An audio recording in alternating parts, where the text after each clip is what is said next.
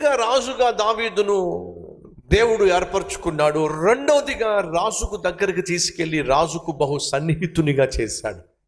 ఈ వీణ వాయిస్తున్న ప్రతిసారి సౌలుకు పట్టిన దెయ్యం వెళ్ళిపోవడం వల్ల దావీదు పట్ల సౌలుకు ప్రేమ పెరిగింది. దావీదును చూసినప్పుడు రాజుకు ప్రేమ పెరిగింది. పెరగడమే కాకుండా, దావీదో ఇక్కడి నుంచి నువ్వు నా దగ్గరే ఉండాలి అని అంటే, అలాగే రాజా మీ దగ్గరే ఉంటాను. దావీదో ఇక నుంచి నువ్వు నా ఆయుధాలు మోసేవాడిగా నా ప్రక్కనే ఉండాలి. అలాగే రాజా.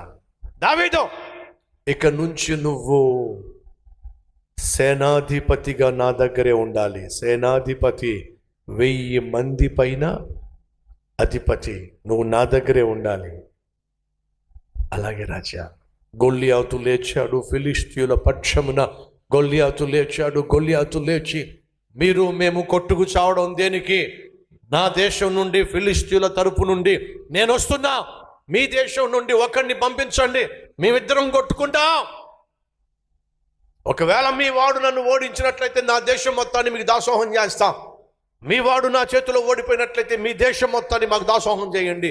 40 రోజులు డే అండ్ నైట్ గొల్లియాతు వచ్చి ప్రగల్భాలు పలుకుతూ సవాలు విసురుతుంటే ఏ ఒక్కరు కూడా, సౌలు కావచ్చు, సైన్యాధిపతి కావచ్చు, సైన్యం కావచ్చు, దావీదు సహోదరులు కావచ్చు, ఒక్కడు కూడా ధైర్యం చేసి గొల్లియాతును ఎదుర్కోలేకపోయారు.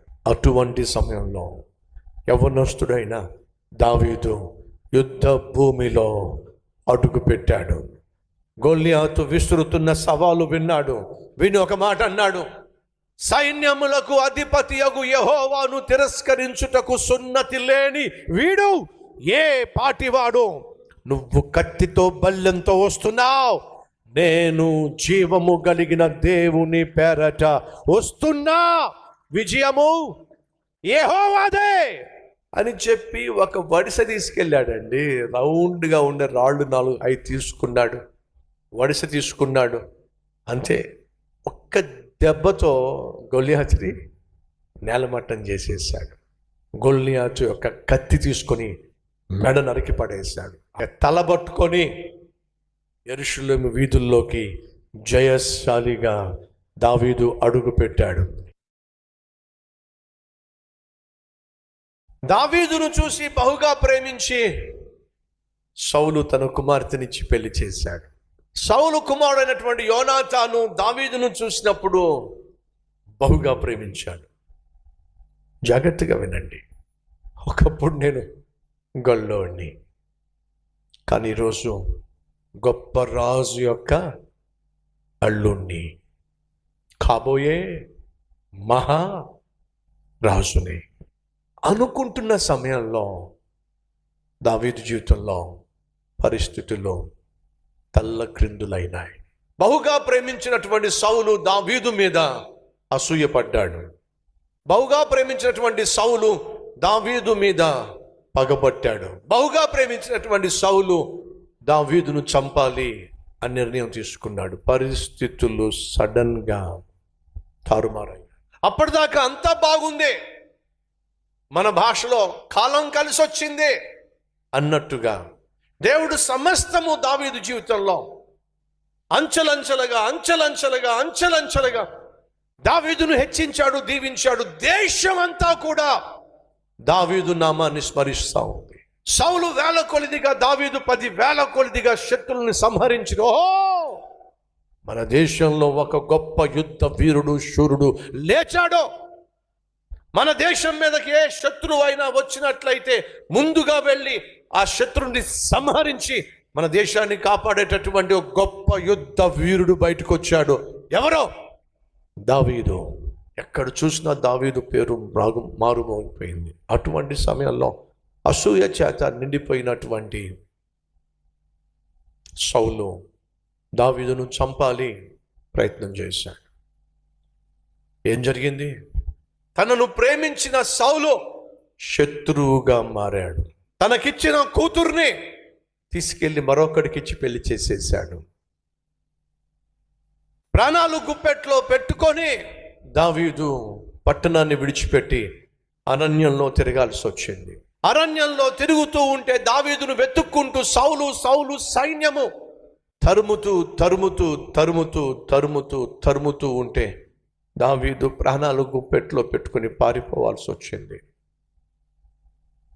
రాజుకు దూరం అయిపోయాడు, రాజ్యానికి దూరం అయిపోయాడు, భార్యను కోల్పోయాడు, ప్రాణ స్నేహితుడైనటువంటి యోనాతాను కూడా కలుసుకోలేనటువంటి పరిస్థితి. పూట గడవడం కష్టమైంది, భార్య దూరం అయిపోయింది, ఉద్యోగం పోయింది, నా బెస్ట్ ఫ్రెండ్ జోనాతాను కలుసుకోలేని పరిస్థితి వచ్చింది. స్థిరమైనటువంటి నా జీవితము ఈరోజు అస్థిరత్వంతో నిండిపోయింది. అంతా బాగుంది, అద్భుతంగా నా జీవితం కట్టబడుతుంది అనుకుంటున్న సమయంలో కుప్ప కూలిపోయింది. ఈరోజు మన మధ్య ఎవరైనా ఉన్నారా? అయ్యా, నా జీవితంలో కొంతకాలం క్రితము అంతా కలిసి వచ్చింది, అంతా బాగుంది, ఉద్యోగం లేని సమయంలో మంచి ఉద్యోగం వచ్చింది, ఏకాంగిగా ఉంటున్న నాకు దేవుడు చక్కని భార్యనిచ్చాడు, భర్తనిచ్చాడు, ఒక కారు కొనుక్కోగలిగాం, ఒక ఇల్లు కొనుక్కోగలిగాం, అంతా బాగుంది. కానీ ఏమైందో ఏమో, సడన్గా ఒక్కొక్కటి అమ్ముకోవాల్సి వచ్చింది. మొదట నా బంగారాన్ని తాకట్టు పెట్టాల్సి వచ్చింది, ఆ తర్వాత కారు అమ్ముకోవాల్సి వచ్చింది, ఇల్లు తాకట్టు పెట్టాల్సి వచ్చింది. బిడ్డలను మంచి స్కూల్లో జాయిన్ చేసాం, కానీ ఈరోజు కనీసం స్కూల్ ఫీజు కూడా కట్టలేకపోతున్నాం. కనీసం ఈరోజు తినడానికి కూడా మా ఇంట్లో తిండి లేకుండా అల్లాడిపోవాల్సి వస్తుంది. ఎందుకు ఇలా జరిగింది? ఎందుకు ఇలా జరుగుతుంది? సహోదరి సహోదరులు, దావీదు జీవితంలో సౌలు అనే ఒక దుర్మార్గుడు వల్ల తనకున్న సమస్తాన్ని దావీదు కోల్పోవాల్సి వచ్చింది. మరి నీ జీవితంలో ఏ దుర్మార్గుడు వల్ల, ఏ దుష్టుని వల్ల, లేదా ఏ తప్పుడు నిర్ణయం వల్ల, ఏ పొరపాటు వల్ల నీ జీవితంలో నువ్వు కలిగిన సమస్తము ఒక్కొక్కటిగా పోగొట్టుకొని ఈరోజు ఎటు కాని పరిస్థితికి ఎందుకు చేరావో నాకు తెలియదు, కానీ ఆ రోజు దావీదు అన్నీ పోగొట్టుకున్నాడు. అరణ్యంలో తిరుగుతూ ఉన్నాడు. దావీదు అలా పరిస్థితులు తల్లక్రిందులు అయిపోతున్నప్పుడు తనకు అర్థమైపోయింది, నన్ను సౌలు బ్రతకనివ్వడు, నన్ను చంపేస్తాడు, ఏదో ఒక రోజు నన్ను చంపేస్తాడు, నన్ను బ్రతకనివ్వడు. సౌలు చేతిలో నేను చచ్చిపోవడం కంటే తప్పించుకొని పారిపోవడమే బెటరు. ఎక్కడికి వెళ్దాం, ఎవరి దగ్గరికి వెళ్తే నేను క్షేమంగా ఉంటాను అని ఆలోచన చేశాడు. ఆలోచన చేయటం కంటే ప్రార్థన చేస్తే బాగుండేది, ఆలోచన చేయటం కంటే ప్రార్థన చేస్తే బాగుండేది.